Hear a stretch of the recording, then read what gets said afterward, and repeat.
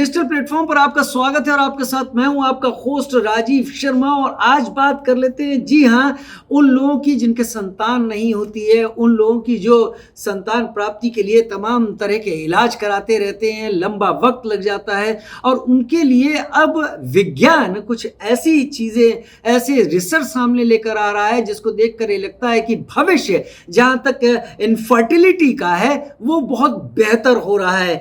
अब तक आईवीएफ तकनीक के जरिए ऐसे लोगों की मदद की जाती थी, यानी इन विट्रो फर्टिलाइजेशन की बात होती थी, जिसमें शुक्राणु और अंडाणु को बाहर निषेचित किया जाता था, फिर उसके बाद महिला के गर्भाशय में रखा जाता था, जिसके बाद बच्चे का क्रमिक विकास होता था और 9 महीने बाद बच्चा सामने आता था। ये तकनीक अपनाई जाती थी, लेकिन अब जो तकनीक है उसके लिए शुक्राणु अंडाणु की भी जरूरत नहीं पड़ेगी, ऐसा विज्ञान की रिसर्च कह रही है। खून का सैंपल, ब्लड सैंपल जिसे हम कहते हैं, या स्किन के सैंपल, उसके जरिए भी संतान प्राप्ति की जा सकती है और संतान प्राप्ति के जरिए एक रिसर्च ऐसी की गई है जिससे भविष्य कहीं ज्यादा बेहतर होता हुआ बताया जा रहा है। इसे आईवीजी कहा जाएगा, इन विट्रो गैमेटोजेनेसिस कहा जाएगा। इसके जरिए शुक्राणु अंडाणु की कोई जरूरत नहीं होगी। आपके जो खाल है आपके शरीर की, उसके सैंपल और आपके ब्लड के सैंपल, इसको लेकर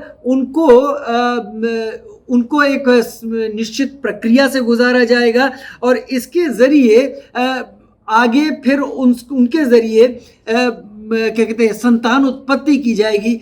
चूहों के मामले में ये चीज़ सफलतापूर्वक लैब में अंजाम दी जा चुकी है, यानी अब ये कहा जा रहा है कि भविष्य अब इस जानकारी के साथ मनुष्यों में जो निसंतानता का एक तरीके से अभिशाप जो लोग झेलते हैं, उनको एक बेहतर भविष्य की शुरुआत की तरह, करीब भारत की बात करें तो भारत में करीब 3 करोड़ ऐसे दंपत्ति हैं जो निसंतानता का अभिशाप झेल रहे हैं और परेशान हैं इसके चलते।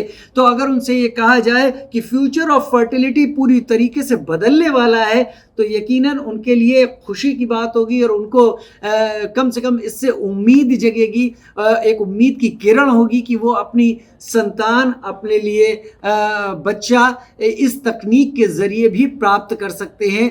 अगर किसी भी तरीके से जो सामान्य प्रक्रिया है प्रजनन की, उसमें किसी तरीके से दिक्कत आ रही है, तो आपका क्या सोचना है इस रिसर्च के ऊपर? क्योंकि ये रिसर्च बोस्टन में हुई है, बोस्टन यूनिवर्सिटी में हुई है, और जैसे जैसे रिसर्च और ज़्यादा और अलग स्तरों पर और ऊंचाई पर पहुंचेगी, तो धीरे धीरे ये एक स्टैंडर्ड इसमें एक इलाज का प्रोसेस आ जाएगा और उसके जरिए फिर ये सर्व सुलभ होगी, तो हर किसी को इसका फायदा भी मिलेगा। जरूर कमेंट सेक्शन में आप लिखकर बताइएगा।